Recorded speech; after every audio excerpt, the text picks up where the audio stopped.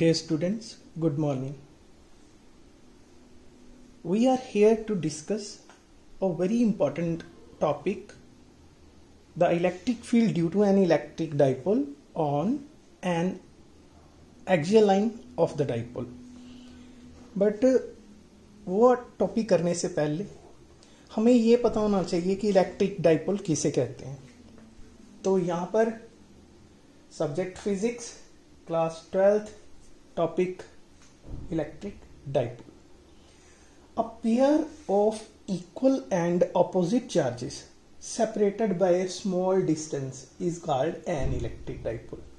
यहाँ पर मैंने एक माइनस क्यू और plus Q equal and opposite charges लिए हैं, उनको स्मॉल सेपरेशन 2a पे रखा है. यहाँ पर ये डाइपोल को रिप्रेजेंट करने के लिए बनाई गई फिगर है. This is the mid point of the dipole, जिसे सेंटर ऑफ डाइपोल भी बोलते हैं. ये डिस्टेंस जो ली है ये वेक्टर ट्रीट करना आपने 2a वेक्टर. इसकी डायरेक्शन हम लेंगे माइनस क्यू से प्लस क्यू की तरफ. Clear? Next is dipole moment.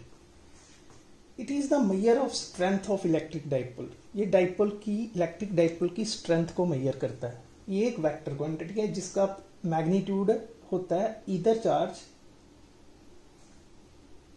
और the distance between two charges, either charge and the distance between them.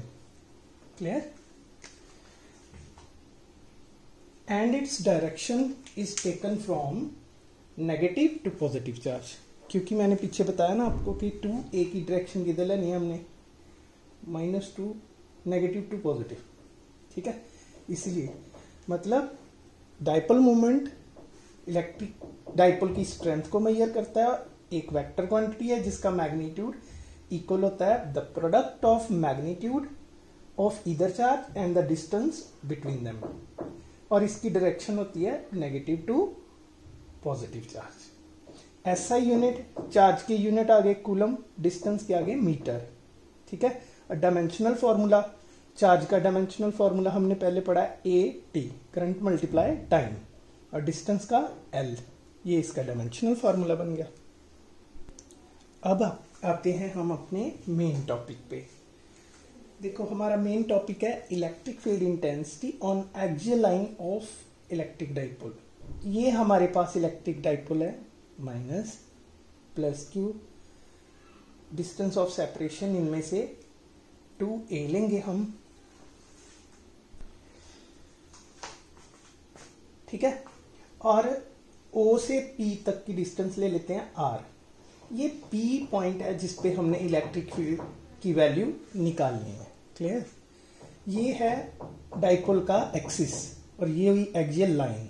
ठीक है, और एक्सियल लाइन के ऊपर हो गया पॉइंट P, जहां पर हमने इलेक्ट्रिक फील्ड इंटेंसिटी कैलकुलेट करनी है. पहले हम इलेक्ट्रिक फील्ड निकालते हैं at point P due to minus q charge, और इसके लिए हम यहां per unit positive charge imagine करेंगे. ये माइनस क्यू चार्ज ये यूनिट पॉजिटिव चार्ज को अपनी तरफ अट्रैक्ट करेगा, और ये इलेक्ट्रिक फील्ड की डायरेक्शन बन गई E1 वेक्टर. ठीक है, अलोंग PA. अब इसका मैग्नीट्यूड ये हम जानते ही हैं 1/4πε0 Q ये चार्ज और इसकी डिस्टेंस, और यहाँ P से A तक की डिस्टेंस कितनी बनी, O से लेके P तक बनी R, और ये बची A 2A. ठीक है, ये A बची और ये R प्लस A हो गया. ठीक है, AP की जगह पे हमने R प्लस A स्क्वायर लिख दिया. क्लियर? अब निकालते हैं E2, electric field intensity at point P due two plus Q charge placed at point B. ये देखिए यहां पर रखा यूनिट पॉजिटिव चार्ज इमेजिन किया, पॉजिटिव पॉजिटिव पॉजिटिव पॉजिटिव को क्या करेगा, रिपेल करेगा. तो इलेक्ट्रिक फील्ड इसके कारण जो आएगा उसकी डायरेक्शन ये होगी E2. अब इसकी वैल्यू निकालते हैं 1/4πε0 Q/BP स्क्वायर. BP कितना बना, ये वाली डिस्टेंस, ये R A और ये R में से A को माइनस कर दो तो ये आपके पास BP आ जाएगा. इट मीन्स बीपी की जगह पे लिख दिया आर माइनस ए।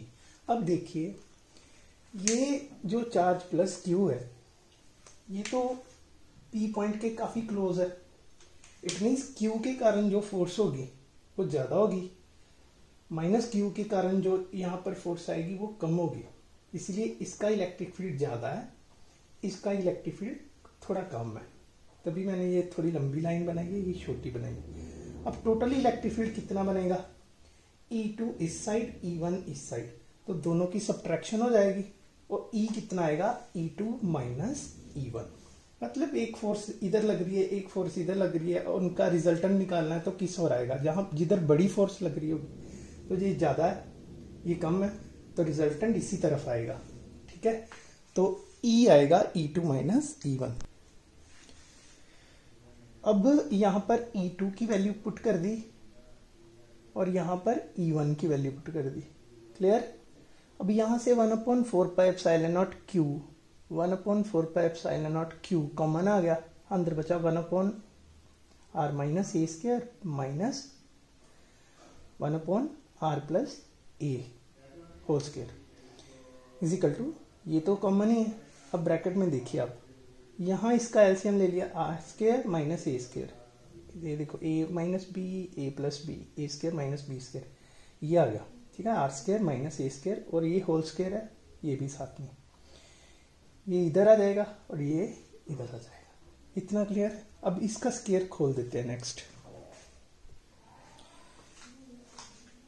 जब इसका स्क्वायर खोला A square plus sorry R square plus A square plus 2ar, इसका आ गया माइनस, इसका क्या आना था R square plus A square minus 2ar आना था, लेकिन वो माइनस प्लस हो जाएगा और ये r square minus r square minus ए स्क्वायर वो प्लस हो जाएगा क्योंकि नेगेटिव है बाहर, ये आ गया आर स्क्वायर से r square cancel, a square से ए स्क्वायर कैंसिल, यहाँ पर आएगा 4ar, क्लियर। ये 4a को मैं दो पार्ट में लिख दिया 2a 2r, ठीक है। ये q इंटू 2a हो गया डाइपोल मोमेंट, ठीक है। नेक्स्ट लिखता हूं, बस q इंटू 2a की जगह पे हमने p लिख दिया। This is the expression of electric field intensity on the axial line of electric dipole. इसकी डायरेक्शन किधर आ रही है, जब हमने E2 में से E1 माइनस किया तो डायरेक्शन E2 की तरफ ही आई, मतलब अलोंग BP प्रोड्यूस्ड, मतलब ये देखिए minus Q plus Q, dipole moment की डायरेक्शन मैंने बताई माइनस क्यू से प्लस क्यू की ओर होती है इस डायरेक्शन में, इट मीन्स जो रिजल्टेंट इलेक्ट्रिक फील्ड आया उसकी डायरेक्शन भी डाइपोल मोमेंट की डायरेक्शन की तरफ ही होगी, क्लियर। अब इसके स्पेशल केसेस देख लेते हैं, सॉरी यहां पर स्केयर भी आना, ठीक है।